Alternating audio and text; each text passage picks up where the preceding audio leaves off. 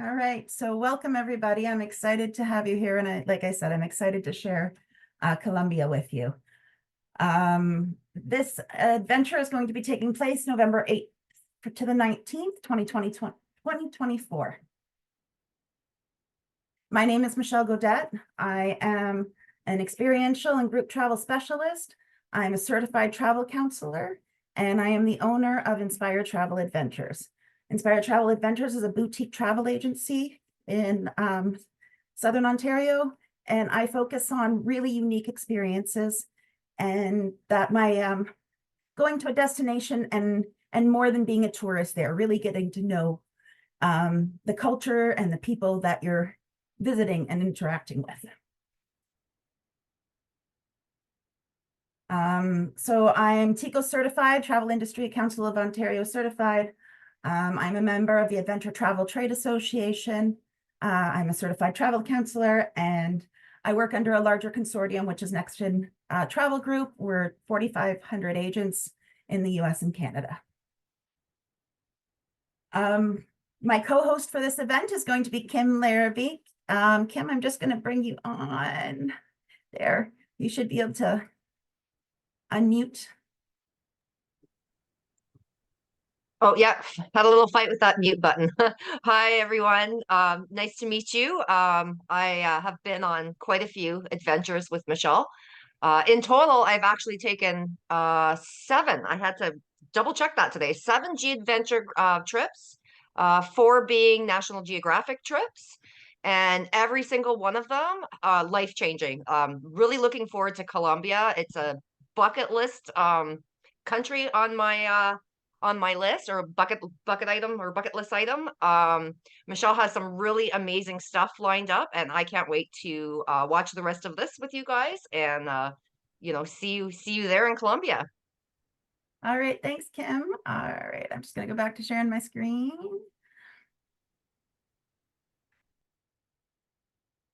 All right, so Kim's gonna be co-hosting with me.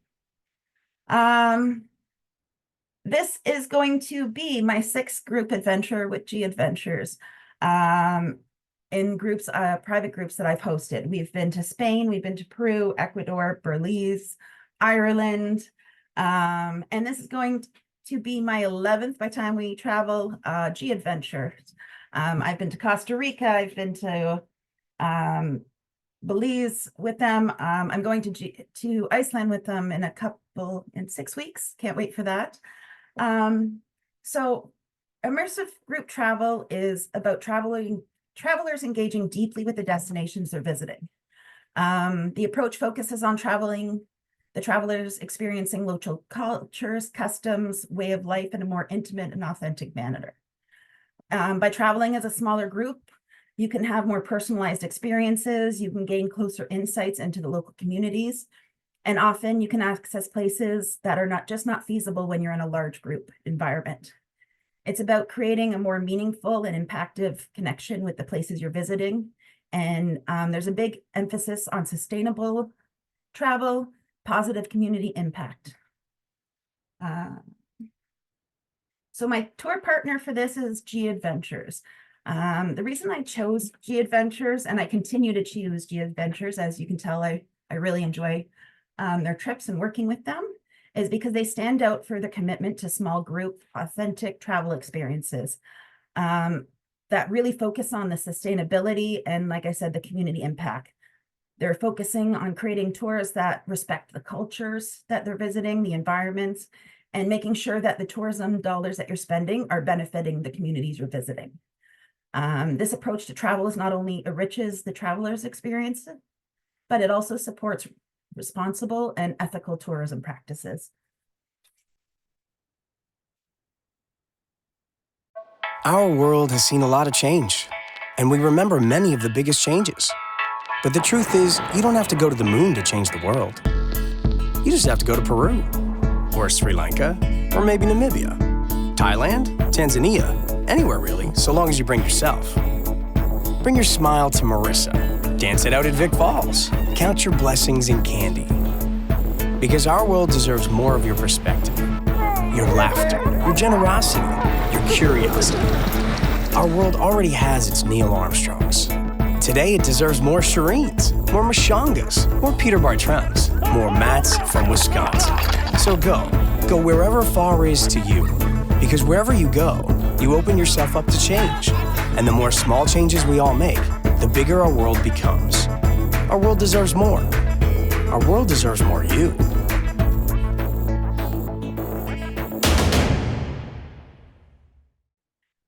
So like I said, I've been working with G Adventures for 7 years now. I have visited all kinds of destinations with them. Kim and I, you can see some pictures of Kim in there. We went to Peru together. We went to Belize together a couple times. We went to Machu Picchu together. And then the bottom left-hand corner is actually my first G Adventure, and that's me in Colombia. In 2019, I was chosen as a G Adventure Changemaker for my support of community mental health in my area. We raised over $5,000 for a community support called Boots on the Ground that does one-on-one peer support for first responders. So one of our groups raised over $5,000 for that. So I was chosen to go to Peru and really see the impact they're making in the communities that they're visiting.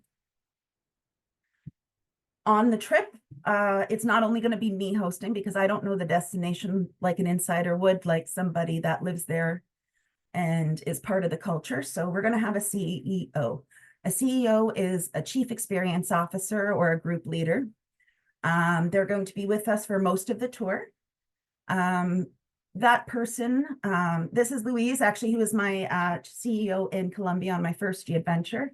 And I had never traveled before like I did on my first G Adventure, because having Louise there really explained the people, the culture, what was actually going on. He could bring us into the markets. He knew the best places for food. Everywhere we went, he was high-fiving everybody because everybody knew him. And he knew everybody. So when you're traveling with somebody like that, you really get to experience more than just surface level travel. You'll also have local guides on this tour. And then your tour host, which will be myself, and Kim will be with me. The local guides are more specialized. So when we do certain, like when we go into Comunities, which is in Colombia, and go and see the street art, we'll have somebody that lived in the neighborhood or lives in the neighborhood and actually can explain the meaning of the pieces. So it's a really impactful experience having people that know the area. So our itinerary starts in Bogota, and then we fly to Armenia. We spend some time in Armenia, which is the coffee region. We spend some time in Salento, which will have the Cocora Valley in it. And then from there, we travel to Medellin. We spend a couple nights in Medellin, and then we fly to Cartagena, which is the Caribbean part of Colombia. So our first day, we arrive in Bogota. The way I have this set up, because most flights arrive quite early in the morning, 5:30, typically, if you're flying from Toronto, you'll arrive in Bogota. I have our hotels already ready. So that way, when you get there, you can go straight into your hotel, get a couple hours of sleep. It's kind of hard to hit the day running when it's 5:30 in the morning.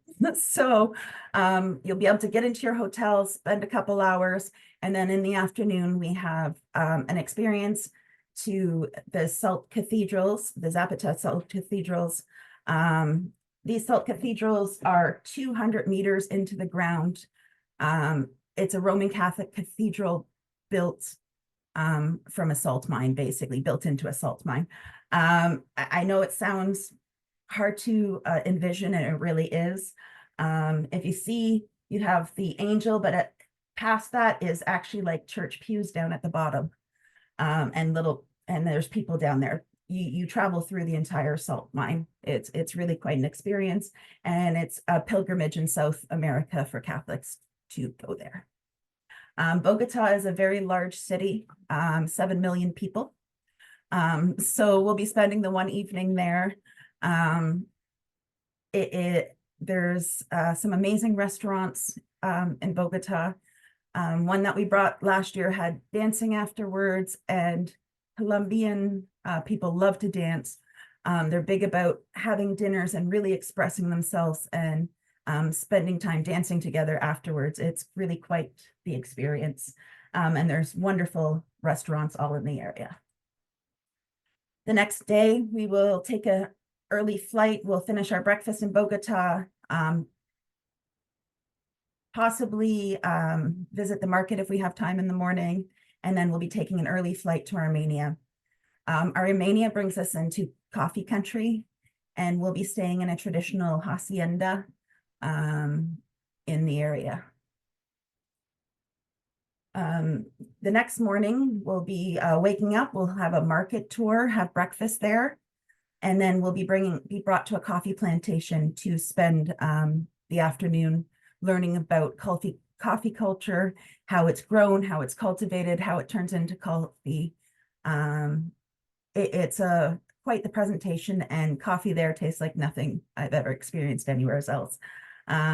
After you're done the presentation, and they take you out and you can go collect coffee beans, and then at the end you go and you have a cup of the coffee there, and it's really nice experience.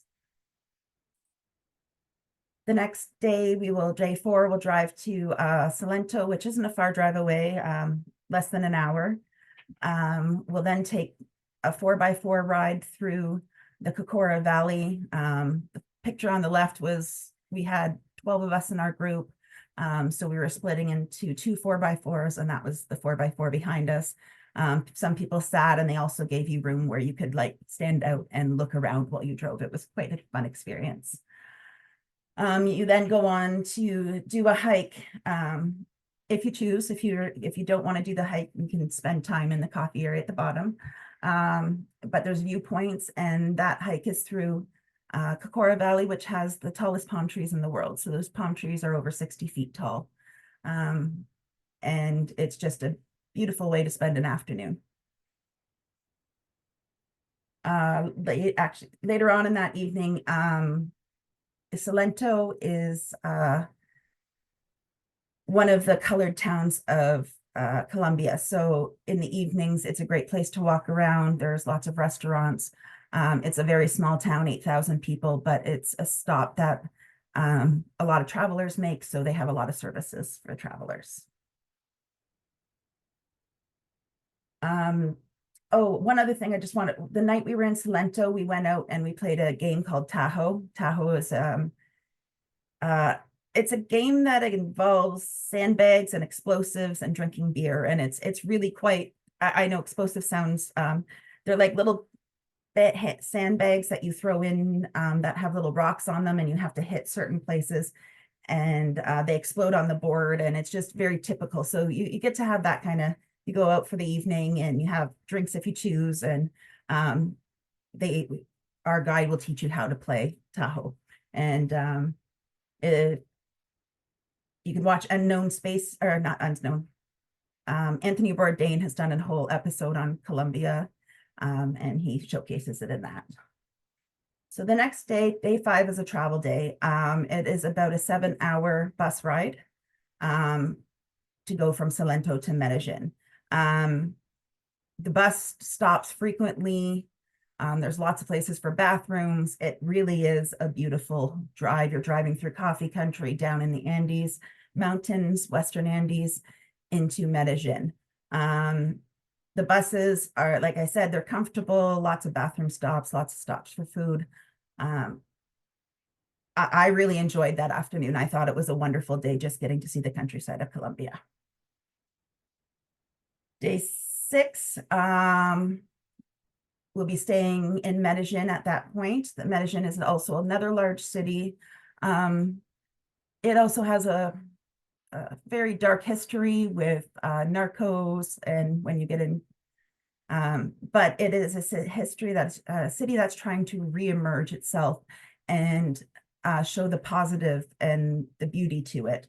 Like I said, it is a very large city, but there's lots of small communities, lots of beautiful areas to visit, restaurants.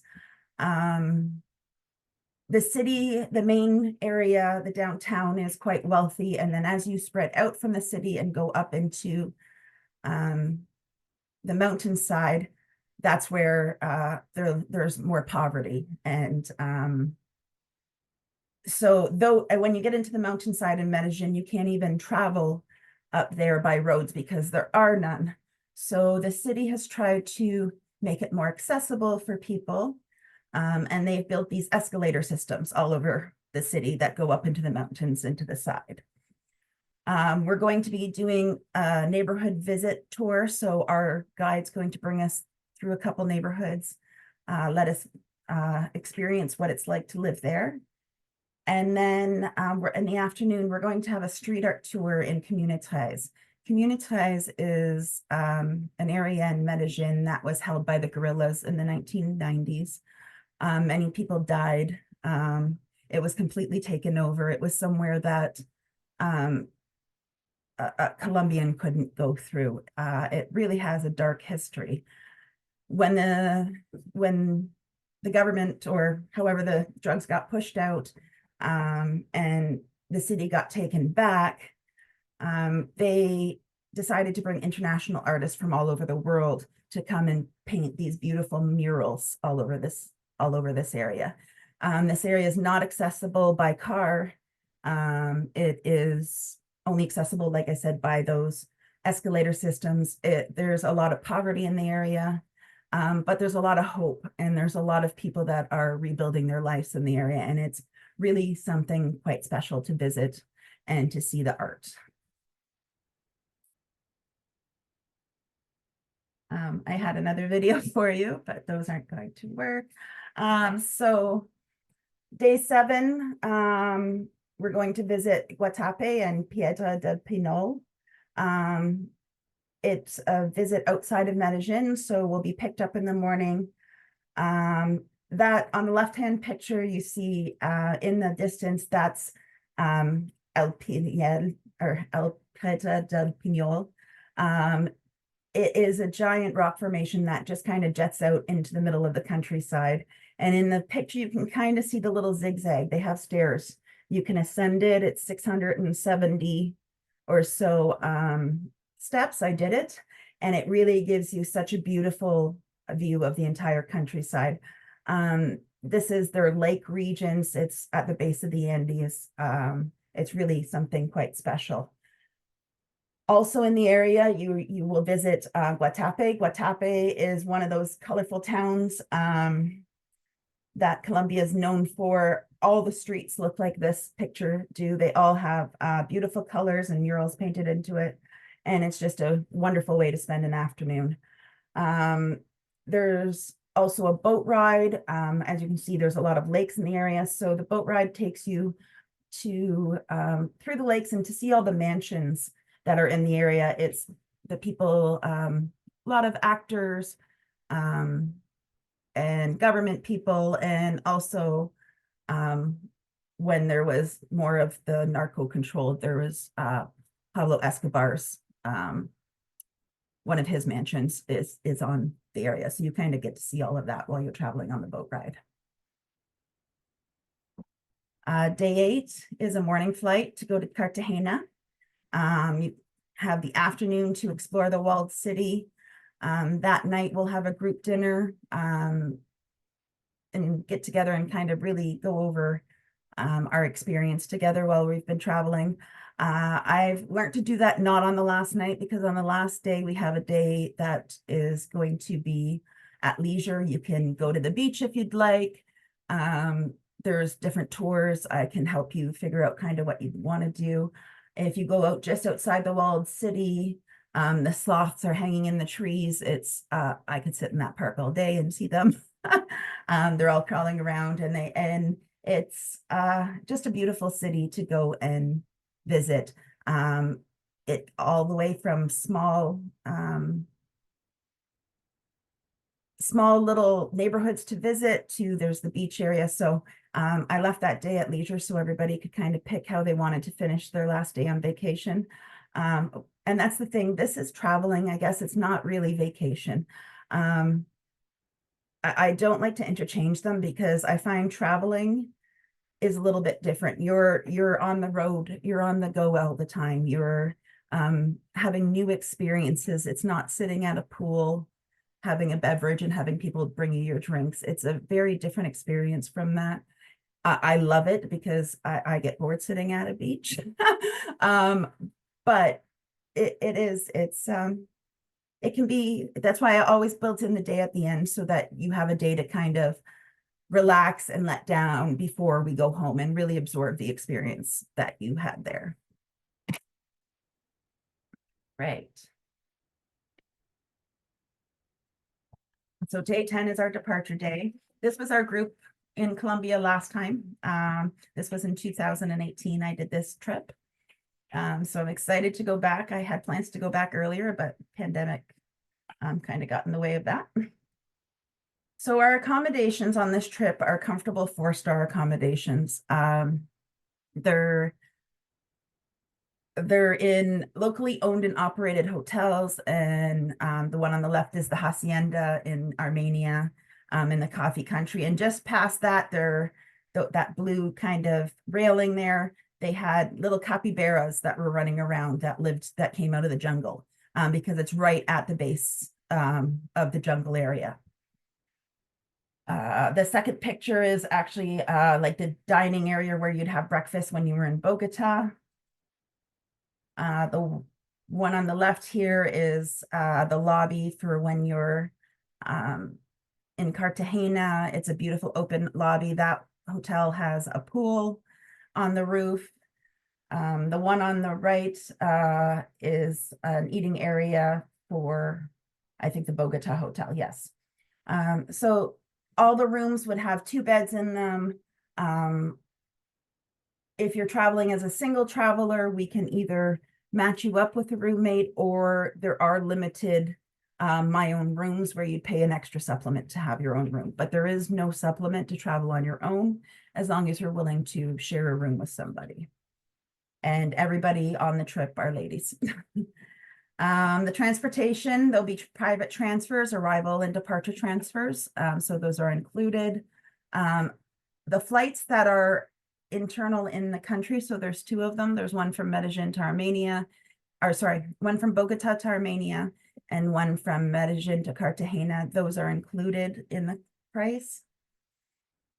There's 9 nights of accommodations. So you have the 1 night in Bogota, the 2 nights in Armenia. That one is, like I said, a hacienda. The 1 night in Salento, that was a beautiful hotel, colonial charm, wooden beds, lots of the dark woods. The 3 nights in Medellin, and then the 2 nights in Cartagena. There's 2 in-country flights included, all your transportation to and from, all the included excursions, the arrival and departure transfers. There's 10 meals, so there's 9 breakfasts and 1 lunch. You have the coffee plantation tour, the Cocora Valley hike, the 4x4 excursion, the Salt Cathedral of Zapaquira, the Alpina de Guatape visit, the Community street art tour, and then the Medellin city tour. The rate is $32.95 per person, and that's based on double occupancy. Like I said, there's no single supplement. If you're willing to be connected with another traveler and put in the room together, we have the single occupancy would be $3,895. Those are normally limited to 2. So if that's something you're interested in, you should be booking as soon as possible. There's a deposit of $700 due at the time of booking. And then the final payment is $2,595, and that's due August 20th. If you need a payment plan, I can change it into payments for use. The deposit is non-refundable, and unless I cancel the tour. The exclusions are your international airfare, any of the meals not listed, your alcoholic beverages, optional tours and activities, your personal expenses, and your travel insurance and your gratuities. Your passport requirements are you must be holding a valid passport with 6 months of entry or departure on it. Your travel insurance are required to travel on the tour. It doesn't have to be purchased through any certain company, but you do have to carry $200,000 worth of medical insurance to travel on the tour. The physical rating is considered a light walking and hiking. There's nothing too challenging. The Kokora Valley hike, depending on you're comfortable with or not, how you feel at altitude, can be a bit of a challenge, I found, because you are at a much higher altitude than you would be in Canada for most places. So that can kind of be difficult at times. There's international flights. There's two airlines, Avianca and Copa. They're both really good airlines. I've traveled with them several times, and they have flights out of Toronto.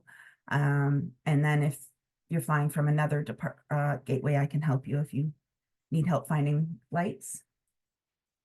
So yeah, that's everything for our presentation today.